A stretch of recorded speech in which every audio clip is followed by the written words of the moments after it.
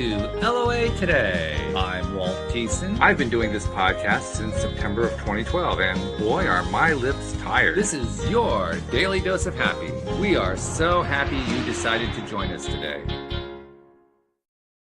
And I am not joined today by my co-host, Anne-Marie Young. Anne-Marie's not feeling well today. She's dealing with some kind of an illness that has crept up on her. So hopefully she's going to be better and join us again next week. But I am joined today by a storyteller, and we love stories around here. We all know that. Her name is Wendy Folsom.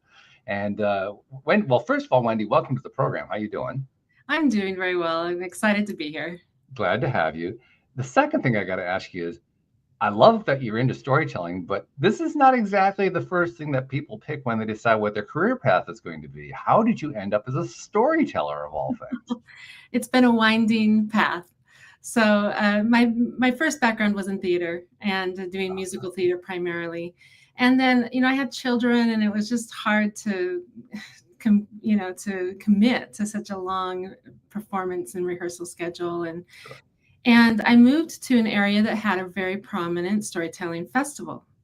And I thought, I wonder what that is. I didn't really know what it was. And I heard that if you audition and get in with even a story, they'll give you a free family pass. And I thought, well, I want a free family. Yeah, there you go. I'm not sure what storytelling is, but I'll put together my best guess. And so I did. I went and auditioned with an old Southern folktale called Wiley and the Hairy Man. And they thought I was a little too theatrical. So they almost... I think I even went in costume, which really isn't a storyteller kind of your typical choice. I was wearing overalls and whatever, but they just need to grow up. That's all. I mean, welcome to the world of theater where it exists everywhere, right? Exactly. Yeah. It's just the purest form of theater, in my opinion. Yeah. There's usually no lighting, no costumes, and you're just with the story. And I fell in love with it. And they did let me in, by the way. So I got my family there. They squeaked me in, and I just started reading voraciously everything I could get my hands on about storytelling. And luckily, because of the festival, the local library also had the largest storytelling collection west of the Mississippi. Wow! So I had videos and even cassette tapes. This is back about 20 years, and just books, tons of books to read. So I got obsessed, and I've been telling stories ever since. And I even eventually went back to East Tennessee State University and got a master's degree in storytelling. It's the only accredited program that I know of in the United States. Oh my goodness. Wow. That's kind of hard to believe. I mean, I believe you. I'm sure that what you're saying is true. But you think about the role that stories play in our lives, or narratives, make it a broader term, because literally narratives drive every aspect of our lives. They do. Kind of mind-blowing that they don't have courses on that. Well, I think there's storytelling elements of different programs, and you certainly have many writing programs, of course. And so people are catching on that it's an important part of business, education, and even medical storytelling is just growing in leaps and bounds. So it's growing. But as far as like a traditional university program, all focus mostly on storytelling. It's the only one. It's mind-blowing. It's absolutely mind-blowing. And by the way, my sister was a theater major, so you guys have that in common. In fact, she just had something really exciting happen. For the first time in her life, she landed the lead in a play, and she's just mind-blown. So my brother, myself, my brother's wife, family, we're going to all fly out there and fun. Check her out when she's in her play. She's in North Carolina. And I love that area. I fell in love with that area when I went back for school. What's the role? She's playing the role. What's the name of the play? It's a play that's based on the same idea as the old television series. What's the name of the television series? Golden Girls. The Golden Girls. Oh, fun! She's playing the B. Arthur character. Oh, fun! Oh my heavens! What a fun way to spend your time. Absolutely, yeah. It's gonna be, and my sister's a very good actor. So yeah. Well, and just to finish off my little wandering journey, my undergrad, I was children's playwriting, and then went into storytelling. And then I also got obsessed and met it through a professor through story analysis. So I'm very big into story structure. It's a particular kind of character-based story structure and mapping out stories. And so then I get this job. I'm at BYU Broadcasting and radio. So we're the radio, and it's all been morphed into podcasting. Okay. We still have a live radio station that our material goes out on, but we really focus on the podcasting. And the job was to produce the Appleseed, which is a storytelling podcast. So I was re-immersed back into the storytelling world. And then also we do Kaboom, which is original audio dramas. And so we're writing scripts. And not only am I writing scripts, we have a student writing team that we get to coach. So I'm coaching stories, I'm writing scripts, and I'm still rubbing shoulders with the storytelling world. So I don't know how I ended up here. I mean, this was. Well, you described it very well. I'd love to know the story of how you got there, right? But it's a very unusual path, and I actually ended up working in my field. I just felt strongly about every step, and just followed it. And I was as surprised as the next person that I actually ended up having a full-time job doing all these things that I love. Well, congratulations, first of all. And actually, it fits in beautifully with one of the themes that we talk about a lot here on the program. The idea of the stories that we tell in our own lives, to ourselves, to our families, to our friends, the ones that we repeat over and over and over and over and over and ad nauseum until finally they become the basis of our lives. And then we wonder how our lives ended up that way. It's the stories we told. We continue to tell them. Yes. It was made out of stories for sure. Yeah. Oh, yeah. And the thing that's always the most startling to us is when we realize just how many of those stories are negative. We talk about all these things that we don't like, that we don't want, that we want to block, that we wish they didn't exist, blah, blah, blah, blah, blah, blah, blah. And then we wonder why they continue to exist. Like, well, you're telling the stories, guys. Yes. Yeah. One of the big skills is learning how to change that, right? Learning how to change that behavior. Well, and we have so much power to do that. And that's one of the reasons why I just love the story structure, the character-based story structure that we do, because we literally look at these patterns that happen in every kind of story, whether it's a drama, a tragedy, a satire, or these patterns are just a comedy, and the certain characters serve certain functions in all these things. So they show up on this thing that we map it out on. And you can literally say, what story am I in? By looking at the patterns of who's playing what functions in my life. Yeah. What kind of story am I in? Am I in a tragedy? Or what story do I want to be? I probably want to be in a heroic drama where I can triumph at the end. And it's like, what needs to shift in those patterns? Because the stories that we tell are based off of the patterns of the stories that we live. It's this reciprocal thing, of course. Yeah. And so it's fun in that work to say, I'm in this situation. How do I want the outcome to be? And what function do I need to serve? Where do I need to shift? Yeah. And who else am I missing? You got to get some allies, or you've got to get, a mentor or whatever. And I really have applied that to my life. I look at my whole life so differently after studying story structure. It's just I love the way that you laid out the elements of the story, in particular, because the first element you laid out was character. Yeah. And to be honest, no matter if we're looking at entertainment, any entertainment, if it doesn't have good characterization, I lose interest really, really fast. Me too. Yeah. I mean, seriously, if you don't have good characterization, what's the point? Exactly. But it also plays off into our everyday lives. I mean, we get to choose what kind of characterizations are going to exist in our stories. Yes. That's one of the best skills we can learn, I think, is learning the characterization skill. Yeah. And again, the functions that we serve, what functions are we serving in our own story? Like, for example, are we a norm breaker, or do we need to become more of a norm breaker? System that we're up against, and where that central conflict is. And we have a safe character or a mentor who's, helping buffer us a little bit from that system and showing us the ropes. And then the hero is literally defined as who saves the day. Like, there's a lot of heroic looking characters, but are they really the hero? And are we going to step into that role, or are we going to let someone else do it for us because we just didn't quite step up to the plate? So there's just, those are just a few of the functions thrown out, but they're similar tropes that we've all heard of, that just organized in a system that really helps us look at all of the the very singular functions that get served in a story. And yeah, that's beautiful. Yeah. And I know I want to be showing up on the positive side of things. Yeah, good. You end up with a better life that way, first of all. Yeah. I'm not too interested in living a satire. I don't want to, certainly don't want to be an anti-hero. So well, that's an interesting thing. I continue to be amazed at how much, when I look at popular entertainment, I'm amazed how much in the popular entertainment the heroes are anti-heroes or heroes that you really would not want to be like.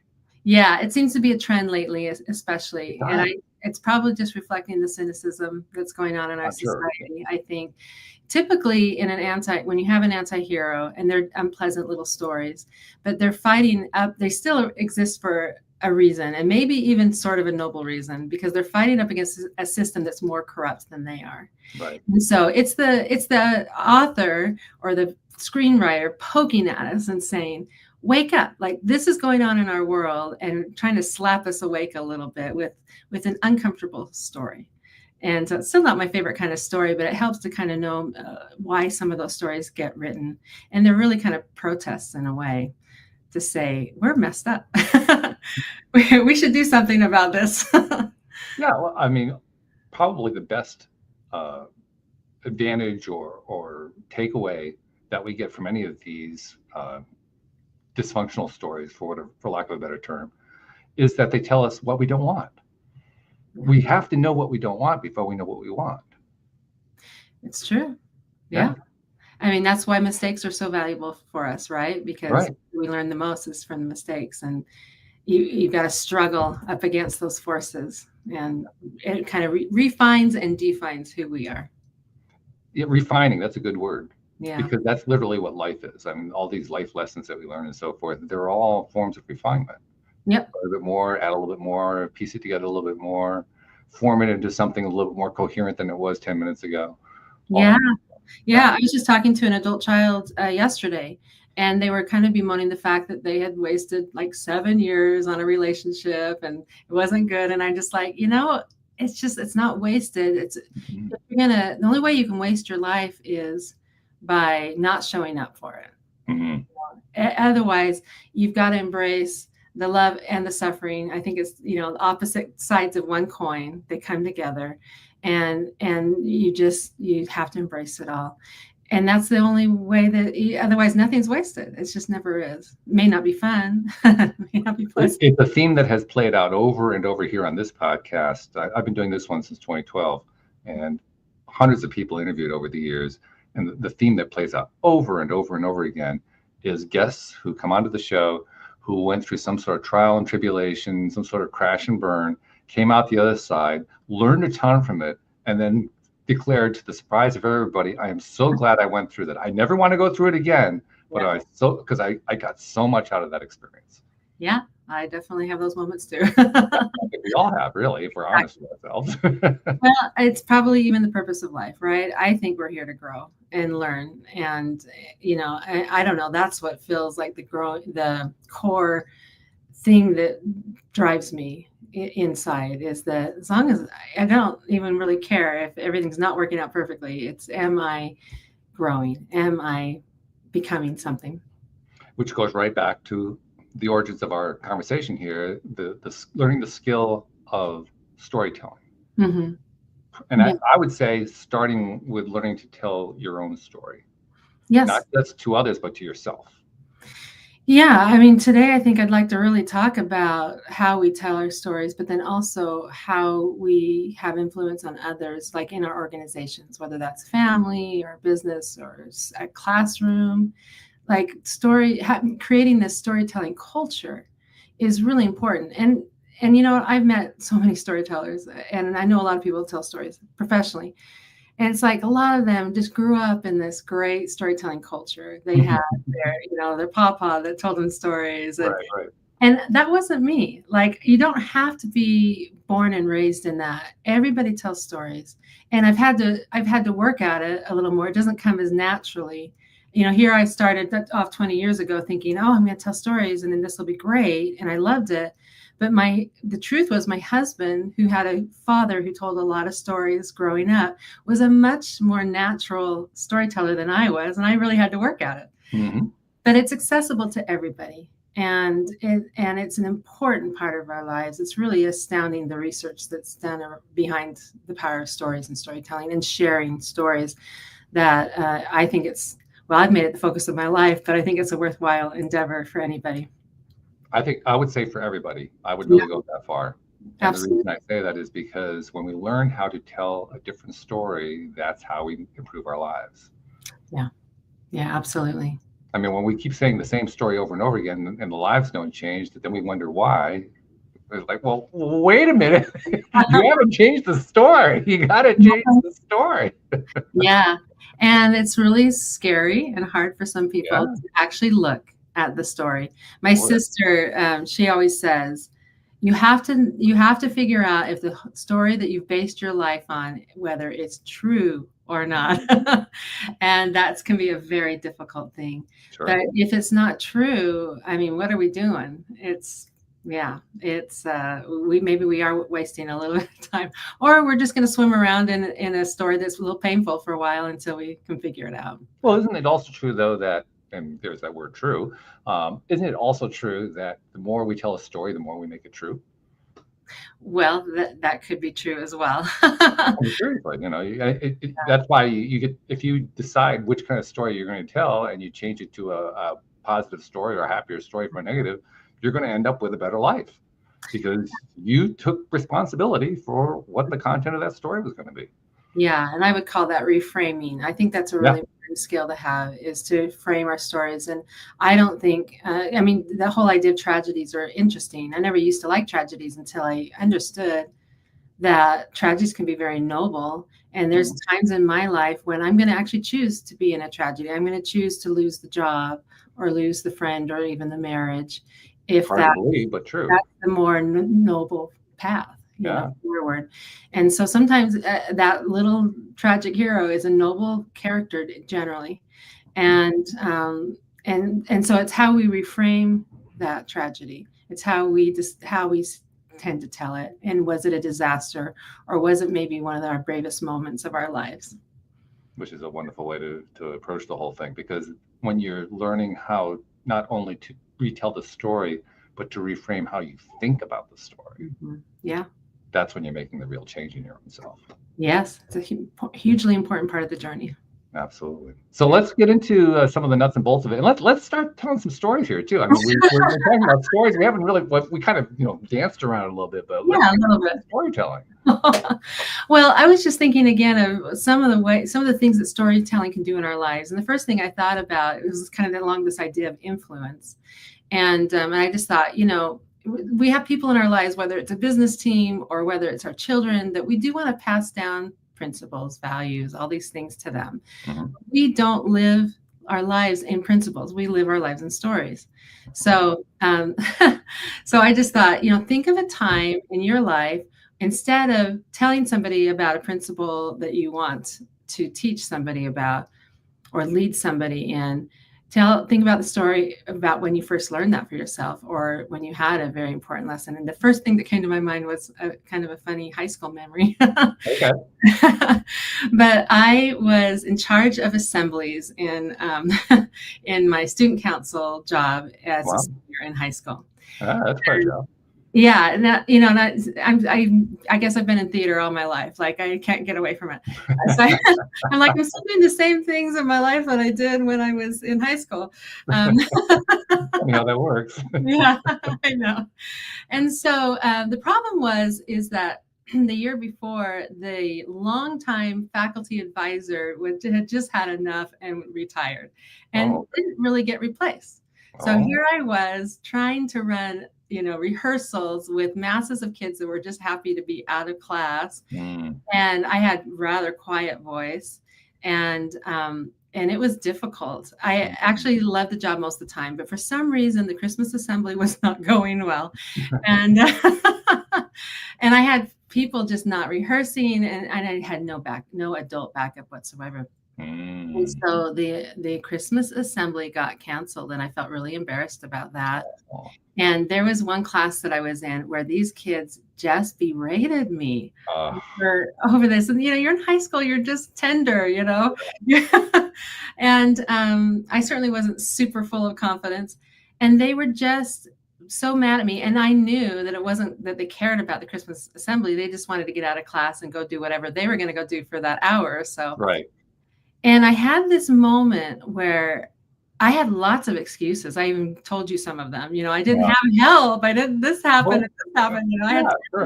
I could have launched into lots of reasons why that assembly got canceled. But I just had this thought: just take responsibility. I kind of felt like they weren't going to care anyway about any of my excuses, so I just took responsibility for it. And a really interesting thing happened. It was like, did it feel fair? No. But did it feel ennobling? It did. I was surprised. I was like, oh, I really felt like I had a shift in my life where nobody taught me that, but that just to stand up and take extreme ownership for something.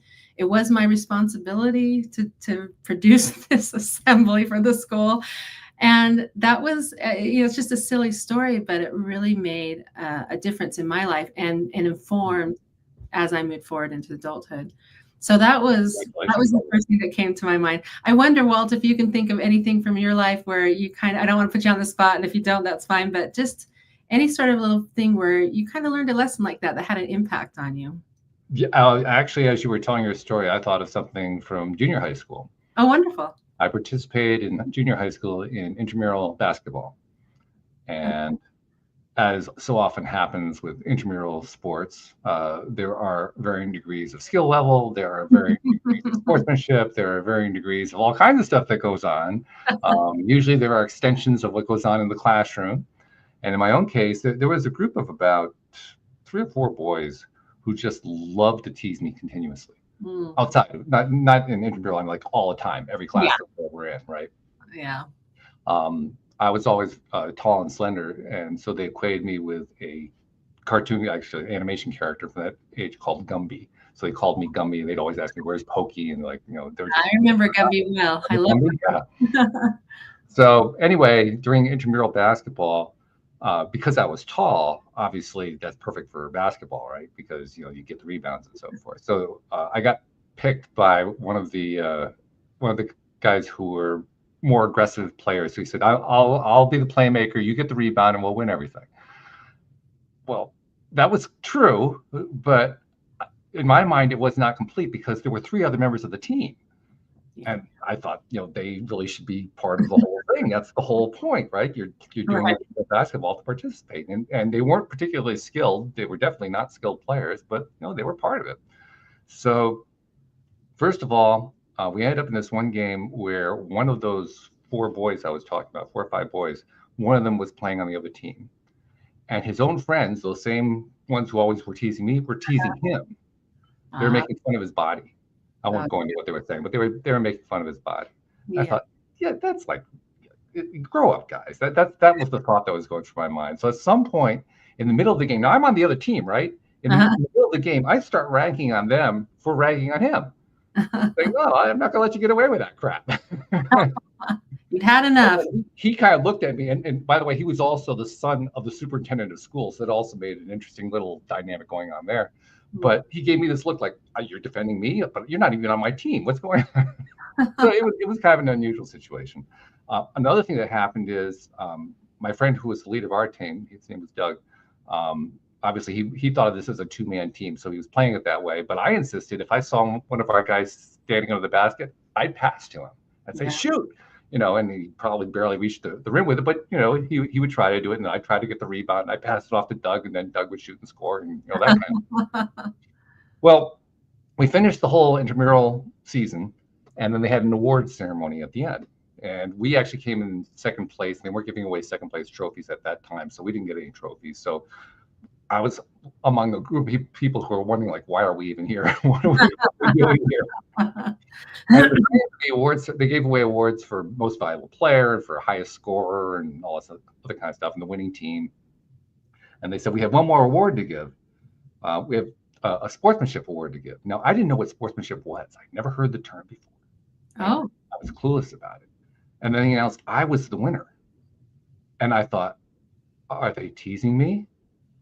Is this a setup? And I didn't even want to go up to get it. They had to talk me into going up to get the award. They gave it to me, I said, what is this for? They said, it's for your sportsmanship. What do you mean? And they started explaining to me what it was they had seen that they were giving me the award for. And I kind of took it and crouched and went off to the side like I didn't want anybody to know I'd won this thing. That's funny. But through that experience, I learned the concept of sportsmanship as an actual concept. Now, up until then, I just kind of did it because that's just the kind of person I was. Makes but sense. to know that there was a concept that went along with it, that was kind of eye-opening. So, yeah. Yeah, that's wonderful. Labels can be powerful things. Oh, they are. Yeah, absolutely. And I'd much rather be a sportsman than a Gumby, I can tell you that. Well, stories they're just so memorable that they create what researchers call a brain hook.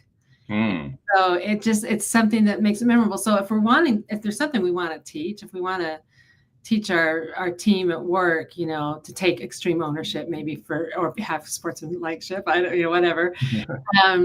Giving them a PowerPoint is just not going to be memorable. But the story, no, and it just. Anyone who's ever listened to a PowerPoint knows exactly what you're talking about. Exactly, yeah.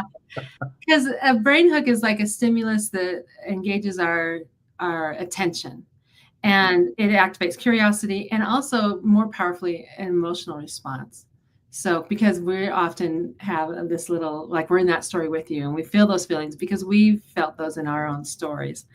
And then it also activates our brain reward system, which means dopamine. And that's always something that makes us happy. So you're talking about having your daily happy stories. Right. One of the reasons why stories will make you happy. Yeah. And so it's just becomes a much more powerful tool, probably one of our most powerful tools of passing along information or knowledge. I wanted to share a funny little story from one of our tellers that we've had many times on the show, Donald Davis. I don't know if you ever heard of him, but he's probably America's storyteller. Like storytelling actually is like its own art form that a lot of people don't know about. So there's festivals everywhere, all over the United States. We have a very large one here where I live in Utah and in Jonesboro, Tennessee, which is why the neighboring university town started a storytelling degree so many years ago, was because of the National Storytelling Festival. It's huge. It's this oldest town in Tennessee, has huge festival tents. Like 30,000 people come from all over to sit in these tents and listen to stories. So Donald Davis grew up in North Carolina in the very up in the very rural backwoods in the hills. And his father happened to be an avid storyteller himself. Mm-hmm. And his father had used a lot of stories in the home. So Donald often wouldn't get punished. And he was a troublemaker, I'll tell you. There's a lot of stories about trouble, including this one I'm going to tell you about. So he was helping, his dad worked at a bank. He was helping his dad at the end of the day. And someone had left some cigarettes out on their desk, and Donald quietly pocketed them. And when he went home, he got his little brother, Joe, to come, and they're going to try to see if they can figure out how to smoke these cigarettes. And so they're looking for a good place, and they go up in the barn loft. And so they're just getting started when they hear their dad singing through the yard, because he always came and sang to the cows when he milked the cows, because he said the milk was sweeter. So I love it. Yeah. And so he's singing, and they're like, what do we do? What do we do? We're going to get caught. So they stamp out the cigarette butt and push it down between the cracks of the loft. And what they didn't realize was the crack goes all the way through. Like, it looks like it's solid because it's full of like little teeny bits of hay and things, but it went all the way down and literally almost landed right in front of their dad. Yeah. Came in the barn. But he didn't flinch. He didn't acknowledge in any way that he saw it. He just went on and continued milking the cows. And the boys were like, did you see it? Are we caught? And they just kept quiet until he left. Well, the whole rest of the day, they were a little bit on pins and needles, wondering if their dad knows what they were up to. Mm-hmm. And he never said anything. But right after dinner, he said, "Hey, boys, let's tell a story before bedtime." And so he says, "Did I ever tell you the time when Uncle Moody and another Uncle Henry, I think it was, burned down the neighbor's barn?" Oh. And the mom said, "Oh, I've never heard that story before," And they all sit down, and he tells almost the exact same story, that these boys, someone had left a cigarette at their house, and they snuck off but they didn't want to get caught at their house, so they went to the neighbor's barn. And the neighbor kids were always in and around, so it wasn't unusual for them to be in the barn or to be in the neighbor's property. And they were up in the loft, just starting to pass the cigarette back and forth, when they hear the neighbor coming to milk the cows. And they did the exact same thing. They put it out, they stuffed it in the cracks, and then after the guy was done milking the cows, they hightailed it back home. Well, somehow that cigarette butt was not all the way out, and in the middle of the night, a wind kind of picked up and it caught the barn on fire, and everyone was asleep. Luckily it was not winter, and there were no cows in the barn. Oh, okay. Not being stored. They were out in the pasture. And because everyone was asleep, they didn't catch it until the flames were already shooting through the roof. And so the barn was a total loss. And so he's telling these boys this story. And the dad and the neighbor put two and two together and figured that the boys had done it. And the dad had to pay and help replace the barn. And then their dad said, "So, boys, what do you think about that story?" And his little brother Joe says, "I'm tired. Can I go to bed?" And, Donald just said, he was giving us a chance. He was only going to give us one chance, but he was giving us a chance to just take the lesson and learn it. And that there was no punishment. There was no further talk about any of it. He never talked to his boys about smoking in the barn and how dangerous that would be or whatever. He just told the story, and that was it. And of course the boys never ever did that again. And that's how Donald largely grew up. And in fact, there's a lot of culture. What a wonderful upbringing. Yeah, isn't that amazing? And there's actually a lot of cultures where punishment of children is not part of the culture. A lot of the native cultures and tribes, if they did something mischievous or wrong, they'd get a story about a little wily chipmunk that was doing something awfully similar. Yeah, absolutely. It's a great way to teach. It really is. It really is. And so that was one of the first things I was going to bring up, is that, we want to have powerful influence on people. We really do. We all have things that we're passionate about and people that we're passionate about. And we want to share things that we believe are wisdom and storytelling has been a really powerful thing for that. And it can be, if we just create that culture of storytelling. I don't know about you, but I would take the position that we are already powerful storytellers. Yeah. We just don't give ourselves credit for it. And we also don't realize the various ways we cause harm through our stories. Literally, we could change the way our storytelling is structured and produce different results, not only in our own lives, but in the lives of others as well. I'm really glad you brought that up, because that is a devastating truth. It really is. We hurt ourselves and others through the stories that we tell as well. I had 3 of my 4 adult kids at the house this weekend, and I just asked them, I said, "Hey, I'm going on this podcast, and I'm like, do you guys remember a time when I told or someone else told you a story that really made a difference in your life?" And the one that one of my kids brought up was that they lost a junior high election for student council or something, and they were just crushed. Sure. And they came home, and this is the thing I just want to say about why we don't do it, is we often don't value our own stories. We don't think that they're important. We don't think they're brilliantly funny. They're not, they're not up on stage. But we're just here today. We're just talking about simple life stories. And I told my child about when I was their exact age and I lost an election by 2 votes.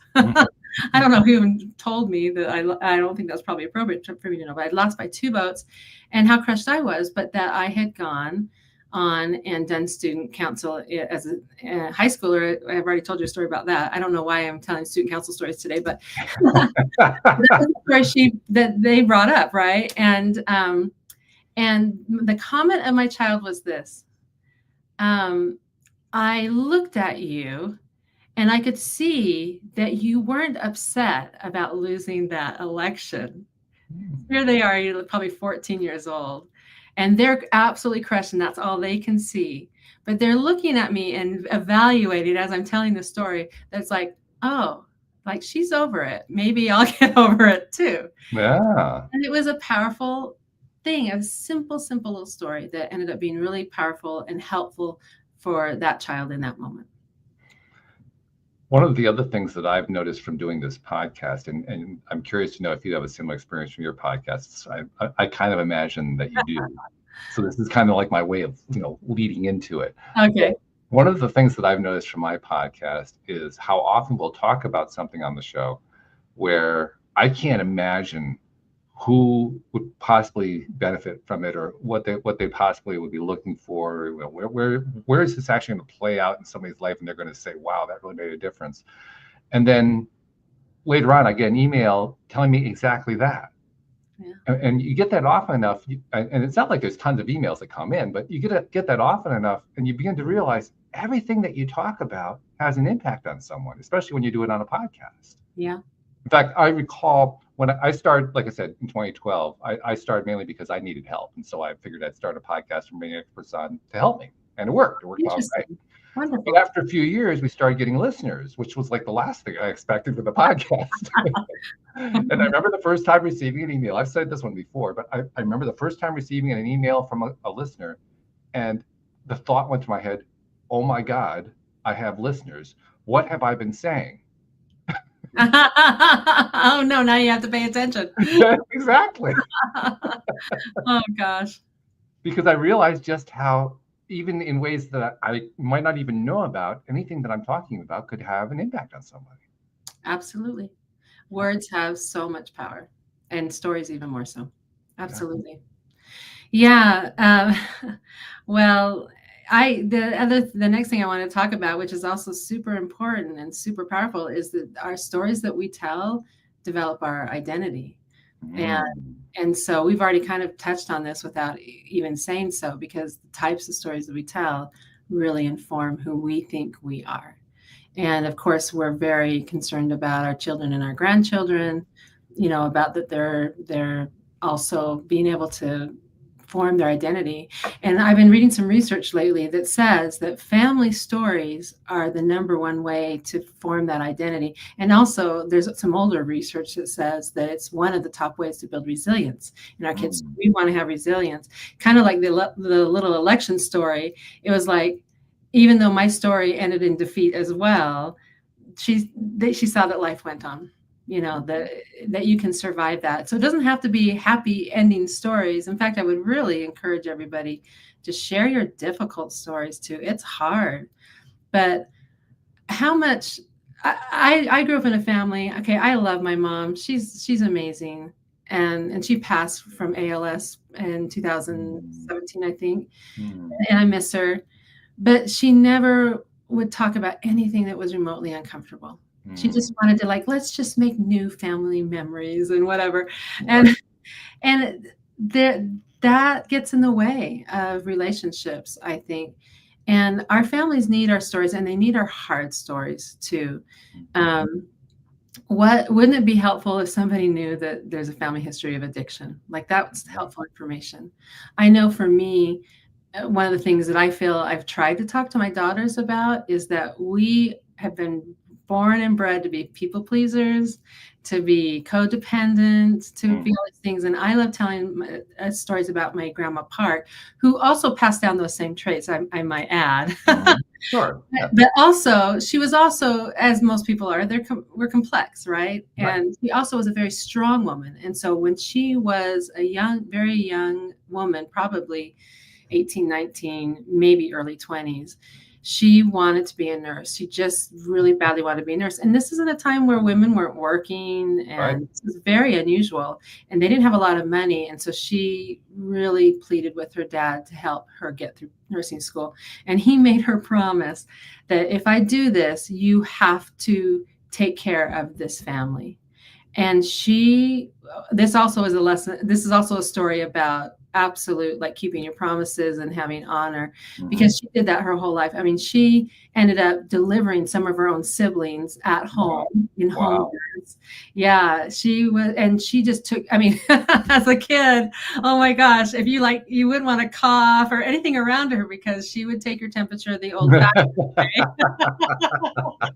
And she was always giving shots. I'm guessing they were penicillin. I don't remember. I mean, you didn't want grandma to know that you were sick. Yeah, sure. And I remember once I got a sunburn and she made me sit in a cool tub of water, and she kept changing the washcloths on my shoulders and rubbing vitamin E oil on me. Okay. She took her nursing for family members, and I'm sure professionally as well, but so serious. In fact, I would say she probably died because of her nursing, trying to nurse my grandfather who had had a stroke, and it really was just too much for her. But she was going to show up till her last dying breath to fulfill that promise. And I want my kids to know about those powerful stories, because we do have some patterns in my family where women are more not acting in as powerful ways as we should be. Sure. And so this is so important to pass these stories down. There was a recent study that asked kids, you know, where you felt like you found your place in the world. And it wasn't stories of friends, and it wasn't even personal stories. It was the stories of families. And when we pass those on, it's like those triumphs become our triumphs. Their mistakes we get to learn from. And I've been really kind of surprised by the research coming out about this, about how absolutely powerful family stories are. So just I'm glad you're doing that research, by the way. Yeah. Super. Yeah, they're doing tons of story-based research, which is great. And it seems like a rich topic to study to me. Oh yeah, you could do that one for an entire career. Yes. So, well, tell me, is there a particular family story in your family that you've always kind of treasured, or that maybe informed something about who you are in your life? There are quite a few, actually. A couple are coming to mind. One literally is a collection of stories that my father wrote about my grandfather. I love that. And the reason he wrote that is my grandfather died long before I was born. So there was absolutely no way I could know anything about him other than through the stories. Yes. These are stories that I'd heard from my dad periodically as I was growing up. But after my sister, my brother, after the three of us achieved adulthood, he decided to put them into an actual storybook for us. And he typed them all up. And it was the collection of stories about my grandfather. I love that. It was probably the best gift he ever gave me. I mean, because how do you top that one? I don't know any way to do that. That's like the best one. Yeah, that's wonderful. Because I knew my maternal grandfather. I knew him fairly well. And by the way, that's the other person that came to my mind. Because we were talking about things that get handed down. My maternal grandfather, despite everything that he tried to do, he went through a really rough life, trying to fend for his family and so forth. Went through the Depression. He was a Kansas farmer in the midst of the Depression. He was not even a very good farmer, which was even worse. And later on in life, he became a slumlord. Oh, wow. Now, he didn't intend to be a slumlord, but he became one. And he became one mainly because of the fear-based stuff that he learned during the Depression. So later on, when I was one of the first ones in my family line to want to become an entrepreneur, where were my influences? Well, it was my grandfather, who was a slumlord, and my uncle, who was basically a con artist, and this is my upline. This is where I was getting all my teaching from. And on the one hand, once I realized that was the case, I realized, okay, this is not going to be as easy as it would be for somebody who grew up in a family where they were all entrepreneurs. This is going to be a little bit harder for me, quite a bit harder, actually. But it also helped me to understand how you end up in situations like that in the first place. I understood how my uncle could become the con artist that he became. I could understand how it was that my grandfather could become a slumlord, even though he had no intention of being a slumlord. Right. There were a lot of lessons built into that. I love that. Yeah. But is it painful? Yeah, of course it's painful. Yes, absolutely. Well, what you did was a beautiful thing right there. and that is giving some grace to the people that came before you, because we didn't live in those times, and we don't know their whole story. And we hope that when somebody looks on our lives someday, that we're given a little grace as well, because our stories are complex. And I love that you went and dug around and tried to see the reasons why people made the choices that they made. And I think history is always so messy, and I love it, but I always try to enter carefully. And because they're people that I revere and love, even, I don't know, somehow kind of clean up the mess a little somehow, if I can, because these stories are multi-layered, and nothing is as simple or as easy as we think it's those. If you think a story is easy or clear, you don't know the whole story. Nobody knows the whole story. There's also the fact that when we delve into these family stories that are of the negative variety and learn what really happened leading into them and coming out of them, it becomes so much easier to understand why we have patterns in our lives that we could never really explain. Yeah. And it actually gives us room to even forgive ourselves for them. Yes. Yeah, and just as we would want to forgive, it seems like we're always the last one in line to forgive. But, the more we forgive others, then we get a little more practice to for ourselves. Yeah, that's so great. I love that story that you shared. I think we're almost out of time. Is it okay if I just run on to probably my last? We got one more time. It's all right. Go ahead. Yeah. And it was funny also because it's not only just our family stories. I mean, this research is showing that that's the most powerful, but it is books and it is films, and all these things shape us. And I just had to giggle that one of my kids brought up Ramona the Pest from Beverly Cleary, because it's a little girl that she shouts, she yells, she misbehaves. She's got the personality, 3 times bigger than her size. And she's a classic book character from a children's book. But she was somebody I glommed onto also as a child. So that's probably why I was reading the book to my own children, because I liked it so much when I was a kid. But I'm like, here's a delightful character that we love, and she's just naughty, a lot of the And as a loud, boisterous young girl myself, and this is what my daughter was telling me too when they were young, that meant a great deal to us, and it gave us the courage to be who we were. Even if there were some people in our lives that were telling us to shush and, to not be so big and so loud. I still feel like people are trying to squish me down in a box sometimes and telling me not to be, so big. And I like remembering and embracing Ramona the Pest. So you just know we all have those seminal characters that, we just cling to and that have meant so much to us. So good literature is great as well. And we are just so shaped by stories. But the last thing I was just going to mention is that we can use stories to problem solve. Again, they're such powerful vehicles.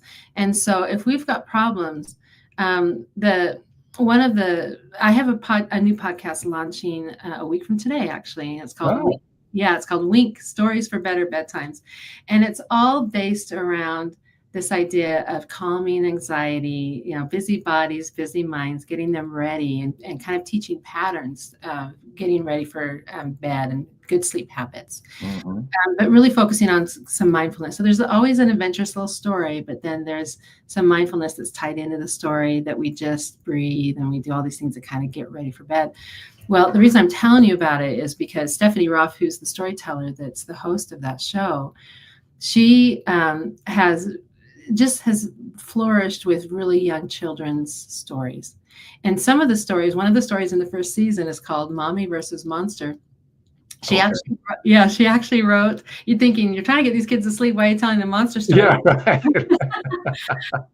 but the kids have fears. We have a story about separation anxiety, It's like, these are real things that kids want to think about and talk about, and that we give them little tools of ways to feel calmer about that.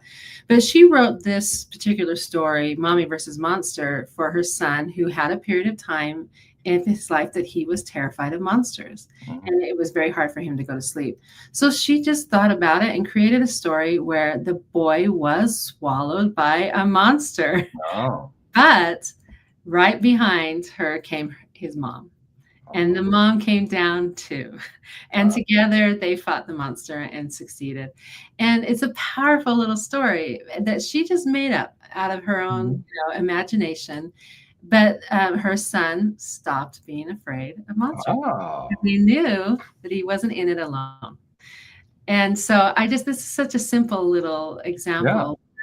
But there's so many ways. And I wanted to tell you one more story that my child brought up that they remembered from when they were from a child. And someone told them a story that helped. So we were at a family reunion at a family farm. Mm-hmm. And we had gone that morning to like a flea market or something. And somehow my child had convinced her dad to buy her a pocket knife. And told her to only go away. And she was doing that with her little cousin. And then she says, I wonder what happened if I would go to work. She sliced a pretty good chunk down into her thumb. Wow. And the thing is her dad and I had just left recently to put some flowers on a family grave that was like 15, 20 minutes away. Oh my goodness. And so she was there with other cousins and stuff. And so they bound up her thumb. But here she was kind of left and abandoned at the farm without her parents. And she needed stitches. But she was cared for, but yet she was there waiting. She was in pain. She was sad. Mm-hmm. And some older relative, and I don't know who this is, but some older relative that she remembers as Clive came and sat down. Some old guy came down and sat next to her. And he started telling her stories about his scars. He's like, oh, that one kind of looks like this one over here on my finger. And he told her stories. And there's this other little thing I was going to share with you that I got from research. It's called brain coupling. I think we've all heard of mirror neurons, and it's sort of like that. But they've actually done fMRIs and even EEGs, and they've measured when a storyteller and a story listener and how much their brains get in sync. They just start getting in sync. So you've got this terrified child, and you've got this older guy who's very calm, and he's not upset at all about the scars that he's telling her about. And her brain starts to calm down and to mirror where he's at. And so not only is the story just intellectually in her, frontal cortex is telling her, oh, it's probably going to be okay, but he's actually calming her down with that story as well. I love that research. I just think it's so beautiful. It's like this neural dance that we do with each other. That's right. And it's so beautiful. And so when we're coming from this great place, and I do love working with kids and just going in and, just seeing their faces light up, and there's just such power in sharing stories. So I just really encourage your listeners that your stories are very valuable, even the hard ones. And there's so much going on that you don't know that you're giving when you're sharing those stories. So anyway, I stuff. Yeah, I love it. You actually remind me of one more thing I want to share before we start to wrap up. Jody Lynn is one of my other co-hosts. She does the Wednesday shows with me. And Jody Lynn was telling me recently about how she's just dealing with stuff in her own life. And I won't get into all those details because that's hers. We hadn't talked about it on the show, so that part out. But she's been dealing with stuff. And in the course of dealing with it, she found herself to be kind of on edge and trying to find some ways to calm herself down. Well, she lives on a farm and she has horses. One of the best things that she's found to do is just simply spend time with the horses. Because just being around the horses' energy is enough to just calm her down. I believe it. Brain coupling isn't only just during storytelling. Like that can happen during music. It can happen during conversations. They just find that storytelling has a strong context for that happening. But yeah, I totally believe just being around animals, being out in nature, we probably start syncing up with nature somehow. And where do the stories come from? They come from experiences like that. Yeah, exactly. It's a cycle, isn't it? There's life, and then there's story, and there's life, and there's story, and there's life and story, and it's just a continuous cycle. Mm-hmm. It is. It's beautiful, and I just love the process of making art out of it. That we're teasing out the meaning out of it, and I just think it's wonderful. I as we're leaving, I just want to invite anyone to come check out the Appleseed. It's really, we have world famous storytellers is an oxymoron, but we have world famous storytellers from all over the world that come in and record live concerts with us, and we package them into episodes.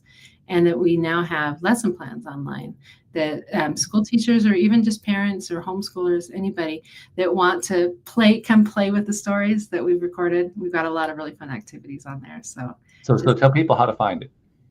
We're at byuradio.org/The Appleseed, or you can just Google, like you do everything else. The Appleseed is the main one that I work on. And then plus Wink, Stories for Better Bedtimes, is not out yet, but it'll be out a week from today. So. And there's another podcast that you do. Tell what's the name? Yeah, Kaboom. Those are like little mini movies for your ears. They're audio dramas with sound effects and actors, and they're high adventure. It's targeted for like maybe middle school audience. So okay, lots very of good. fun. I love it. Yeah, living my best life. Normally we have 3 things that we do at the end. One I can't do because it's the co-host who does that one. The second one is what you just did, which was sharing, how does somebody reach you? How do they find you? How do they find your stuff? Thank you for sharing that. And we'll also include some of that in the show notes to make it easy for people to find it as well. But one final thing that I want to do, and I especially want to do it with you, I noticed a while back that all of the people who come onto the show, they're all people who've gone through some sort of a crash and burn or whatever. They've come out the other side. They've learned stuff. They want to share it with the world. Maybe they've turned it into a business, or maybe they're just doing it because they love it. Whatever the reason is, they're sharing with this stuff, and they're putting out all this content about here's all this great stuff you need to know about. And they not only do it with our podcast, they do it with other podcasts. They do it on social media, and they write books, and they write articles, and they do files, all this great stuff. And I realized we don't get credit for that. So Wendy, on behalf of those people you've never seen, never will see, who you've been helping in ways you didn't even know about, on their behalf, thank you for what you're doing with your storytelling, because you're making a difference in this world. Well, thank you so much. That's very sweet of you. I think it's so important to recognize it, because we don't recognize it as much as we should. No, you just toil away and you don't even think anyone's paying attention, and that's okay because it makes you happy, but that's very nice. Thank you. And it turns out they really are paying attention. Yeah. So thank you, and best of luck with what you're doing. I love that you've taken on the whole storytelling thing. Keep doing it. Thank you. Thank you. Good luck with your continued success with your podcast. Thank you so much. And to our podcast listeners everywhere, we value you as well. We'll see you all next time here on LOA Today. Goodbye, everybody. Goodbye.